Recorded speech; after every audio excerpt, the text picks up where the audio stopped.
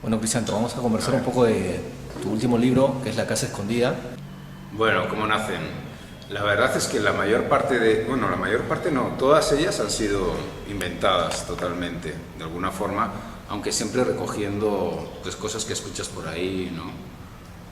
Me acuerdo que una compañera de la universidad un día me pasó, que es historiadora, me pasó un testamento del siglo XVIII de un cura de Trujillo, en el cual disponía cómo tenía que ser su entierro y hablaba, había diseñado todo el entierro, su funeral, para evitar los chismes y que aparecieran personas que iban a chismosear sobre cómo iba a ser su entierro y demás. Y entonces a partir de ahí se me ocurrió el cuento de Memento Mori, ¿no? Y luego, bueno, las cosas que vas escuchando, por ejemplo en Piura, con el tema del fenómeno del niño, los periodos de lluvias y demás, hay muchas historias casi legendarias sobre cosas que han ocurrido. Y cuando hablo de las lluvias, ¿no? O de las inundaciones en la casa escondida, en el cuento que da título al libro, por ejemplo, pues menciono algunas, ¿no? La idea de bombardear el cauce del río, ¿no? Por ejemplo. Al fin y al cabo, no he querido ser un escritor localista por lo mismo, ¿no? Soy español y sí, llevo ya muchos años en Piura, pero no soy de allá. Entonces, la visión de la realidad piurana es más descentrada, si se quiere, ¿no? De alguna manera esta distancia que tienes por no ser de acá, te ayuda a mirar y observar un poco más la realidad. Puede ser. Eso es lo que, bueno, yo he investigado bastante a Ribeiro, ¿no? Y los ribeirianos siempre decimos eso, ¿no? Que Ribeiro necesitaba, que cuando vivía en Perú escribía sobre Europa y cuando vivía en Europa escribía sobre Perú. Entonces, en mi caso, bueno, pues soy español, pero estoy acá y puedo escribir tranquilamente sobre Piura, ¿no? Con esa distancia, pero en el fondo siempre me centro más en el lado más humano, ¿no?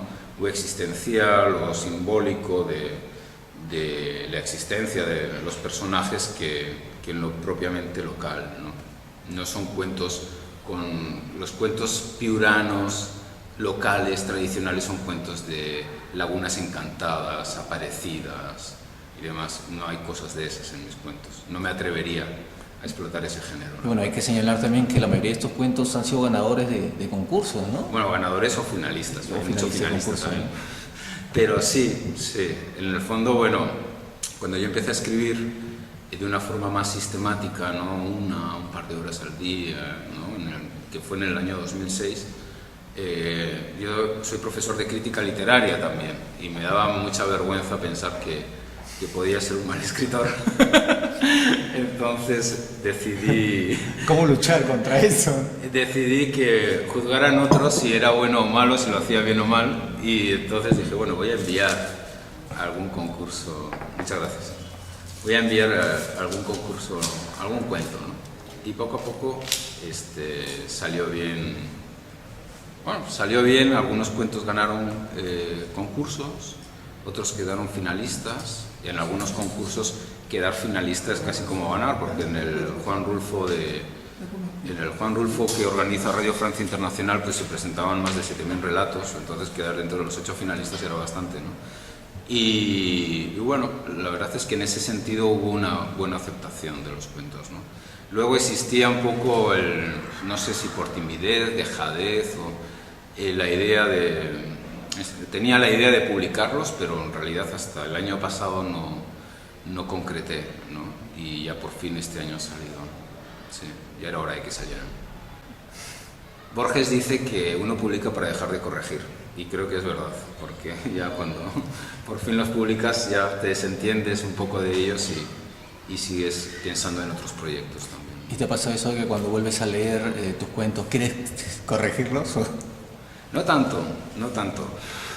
Hay un escritor español, Muñoz Molina, que dice que él cuando escribe, luego al imprimirlo emplea la impresora más fea y chancherosa que hay, para que cuando lo ve así en papel mal impreso, le da más ganas de corregir, pero que si lo ve bien impreso, ya no quiere tocar nada, ¿no? Y a mí me pasa algo parecido, ¿no? Lo veo en el libro y como además el papel, la edición es muy cuidada, el papel es muy bonito, La portada salió muy bien. Yo lo veo y digo, esto ya es un libro, ya no, solamente escribo para dedicarlo, nada más. Pero ya no Otra cosa que he notado en tus cuentos es el lenguaje, que es usa bastante la jerga, usas peruanismos. Sí. Bueno, sobre lo primero, en realidad la forma peruana de hablar se queda muy fácilmente, ¿no? Yo me acuerdo, los 3 primeros años que viví acá, vivíamos en una casa, en Piura le llamamos la casa de los españoles, vivíamos 3 españoles y un limeño, y todos hablábamos en peruano, decíamos ahorita, al toque, vamos a almorzar al mediodía, vamos a comer en la noche, todos hablábamos en peruano. Y era bastante curioso, ¿no?, ese proceso de inmersión entre españoles en el Perú, ¿no? Y es una forma de hablar que se queda, ¿no? Y luego, en el fondo, tampoco le he dado muchas vueltas a la procedencia, de alguna forma, de mis lectores. En realidad, el libro ha sido publicado en Perú y entonces el lector más inmediato va a ser peruano, ¿no? Y bueno, no está mal.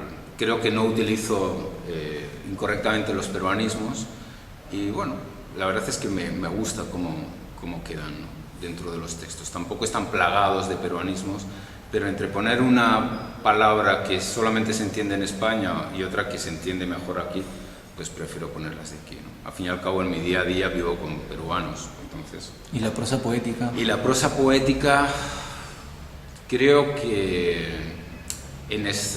creo que en algún momento la puedo utilizar, pero es un recurso más, ¿no? Es un recurso más, como puede haber otros, ¿no? Como, yo que sé, el dato escondido, ¿no?, en el pacazo, si no se sabe si al final el pacazo se ha tragado al niño o no se ha tragado. Es un recurso más que se adapta, digamos, a una determinada situación, ¿no? Disfruté muchísimo, ¿no? O sea, leer Ribeiro es una maravilla, ¿no? Se lee muy fácilmente, entonces no fue un trabajo arduo, pesado, agotador, ¿no? Hombre, es agotador porque al final tienes que escribir una cosa de 400 páginas que tenga algo de sentido, ¿no? Pero en sí el trabajo de investigación, de crítica, de lectura profunda sobre Ribeiro fue un gozo, ¿no?, como lector. Como crítico, ahora me imagino, ¿cómo vas a tomar las críticas sobre tu libro? Voy a entender el término crítica en el sentido más amable de opinión. No tanto la crítica de decir, bueno, vamos a fastidiarle a Crisanto, ¿no?, con lo que ha escrito, que si bebe lleva tilde o no lleva tilde, ¿no?, y demás. No se trata de eso. En el fondo uno publica, además de para dejar de corregir, como decía Borges, también porque cuando escribes, lo que estás haciendo es comunicarte, es un acto comunicativo, ¿no? Entonces, para que haya comunicación, alguien te tiene que leer y ya era hora, ¿no? Y obviamente tengo que estar abierto a las críticas. En parte el estilo tiene que ver con la forma de ser de cada uno, ¿no? Entonces hay cosas que, bueno, quizás la opinión de los lectores me pueden ayudar a mejorar o me pueden afianzarme en mis estrategias narrativas, por decirlo así, no sé, ya veremos. Entonces no quería algo así. Y después dije, bueno, La casa escondida es un cuento que ha ganado un concurso fuera y sin embargo aquí todavía no lo ha leído casi nadie más que mis amigos, ¿no? Entonces dije, bueno, vamos a reivindicarlo un poco, ¿no? Vamos a hacer que destaque un poquito más con el título, ¿no? Del título se me vino la idea de la ventana, de la portada, que es la ventana que inspiró el ojo de buey, que es el protagonista del cuento, uno de los protagonistas. Y luego he visto otros motivos, ¿no? La casa escondida, bueno, son cuentos escritos entre el 2006 y 2009, han estado escondidos, ¿no? La casa escondida es también el alma del escritor, ¿no?, que por fin sale disparado en un libro, ¿no?, que se muestra al mundo a través del libro, ¿no? Esa también es la casa escondida, y esa era un poco la idea. Pero esas ideas que te estoy diciendo casi como han venido casi como después, ¿no?, por decirlo así. Ahora, el hecho de que enseñes y escribas es un poco complicado medir los tiempos, porque para escribir prácticamente tienes que dejar de hacer muchas cosas. No es la idea, no, al final lo que ¿Piensas dejas, sacrificar, o sea, lo que dejas de hacer es dormir. pero piensas sacrificar muchas cosas para escribir? No lo sé, no lo sé. Sí he podido hacer trabajo de crítica literaria y escribir al mismo tiempo, y también dedicarme a cuestiones de gestión administrativa dentro de la universidad mientras escribía, ¿no?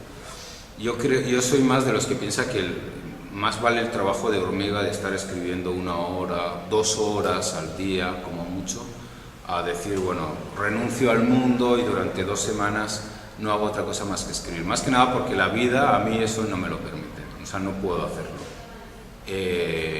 Y luego, porque sí creo más en el trabajo más metódico de ir paso a paso y mira, si cada día escribes 4 páginas, en una semana tienes un cuento de 20, ¿no? Por ejemplo. O un capítulo de una novela, ¿no? Ir más así. Igual no es algo que puedas hacer todos los días del año, pero sí varios días a la semana, ¿no? Entonces, yo espero no renunciar a... ¿Por qué? Porque me gusta ser profesor, me gusta escribir artículos de crítica literaria, ¿no? O asistir a congresos, me gusta lo que hago, todo lo que hago me gusta, ¿no? Y escribir también. Sí es verdad que cuando uno empieza a escribir un cuento, el resto del día, cuando no estás escribiendo, estás pensando en el cuento, ¿no? Eso no hay problema. Estás pensando en el cuento, se te viene una idea, una frase, ¿no? Entonces, bueno, eso seguirá siendo así. Pero puedes masticar chicle y caminar al mismo tiempo, ¿no?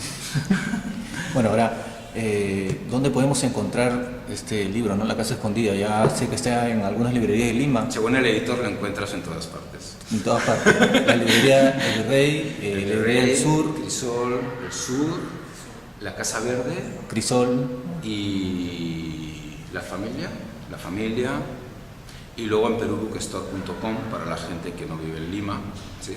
Y próximamente también en algunas librerías de Piura estará. Y por lo que sé también vas a tener otras presentaciones, no solamente... O sea, Sí, la primera sí en Piura, ¿no? La primera ha sido en Piura y estamos viendo casi ya, bueno, está madura la idea de hacer la presentación en Chiclayo, también hacia junio, la primera semana de junio. Está casi confirmado, sí. Para terminar, un poco también anima a ser ganador de concursos y ser finalista para publicar libros, ¿no? Sí, anima un montón. Hombre, sí, la verdad es que en reconocimiento viene bien, y si viene con un poquito de dinero, pues mira, yo soy profesor, ¿qué quieres que te diga? Nunca viene mal, ¿no? Bueno, sí. Bueno, Cristian, todo un saludo para los amigos de Lima Gris. Ya, pues nada, muchas gracias por la entrevista. La revista, bueno, Lima Gris es una gran revista que seguramente va a tener un gran futuro, como espero lo tenga también mi libro, ¿no? Y nada, ha sido un placer, gracias por la entrevista. De verdad. Bueno, ya sabe, acá tenemos el libro, la portada, La Casa Escondida, que pronto la vas a encontrar.